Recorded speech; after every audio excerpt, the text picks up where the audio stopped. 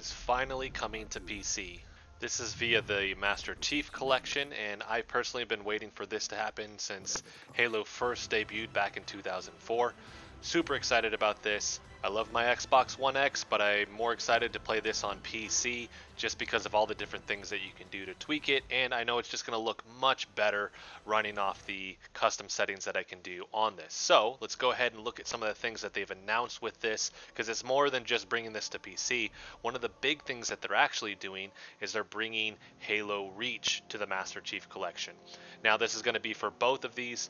They're actually going to roll this out first for the PC ahead of the other games, so they're actually going to release this in chronological order. So it'll go Halo Reach, then Halo 1, then 2, 3, 4.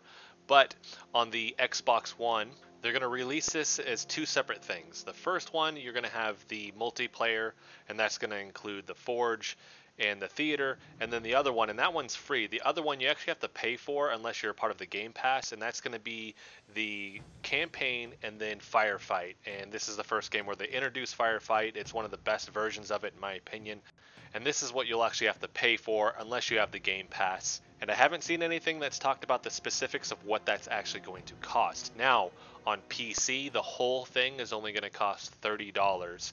I don't know how they'll do that in terms of rolling out each thing. If you just pay for it that one time and then it covers every new game that they roll out with this, but it will be a process with that because they're going to take their time with each individual game to make sure that for the PC everything is there. So I want to click over to the original announcement with Brian Gerard of 343 Industries talking about how this is going to be a premiere experience on the PC and not just a port.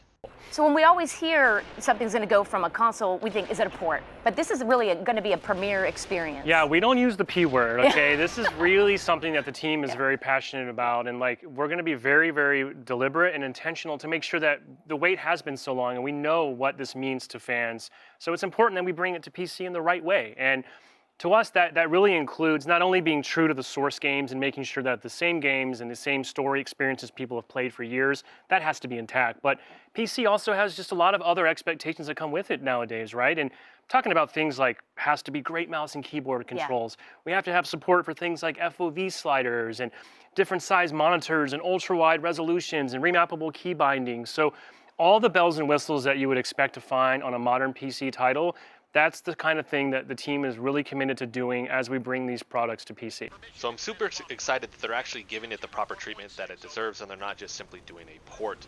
I'm excited to see the keyboard and mouse support that they have with this. Bigger deals for me though are going to be the monitor support. I have a 21:9 aspect ratio monitor, and then the higher refresh rates. That's going to be a huge deal when you're playing multiplayer. I think it's just going to make the game look so much better. Not that it doesn't look good when you're playing it on a 4K TV at 60 Hertz on a Xbox One X. It's just going to look better on the PC in my opinion with doing all this.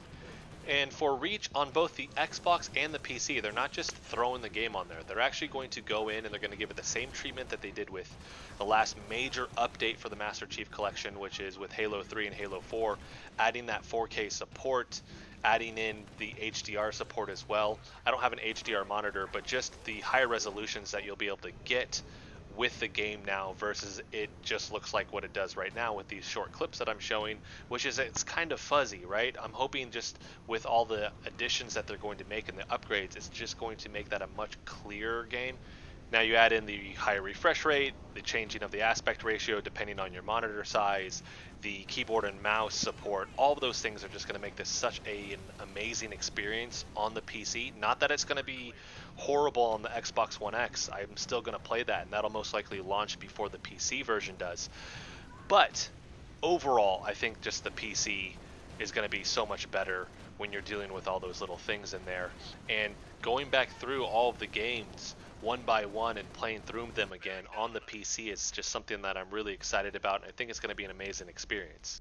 Now, they haven't officially announced when they're going to release this, either on PC or Xbox. All they've said is that it will be sometime later in 2019. That's super vague. I don't know when that will be.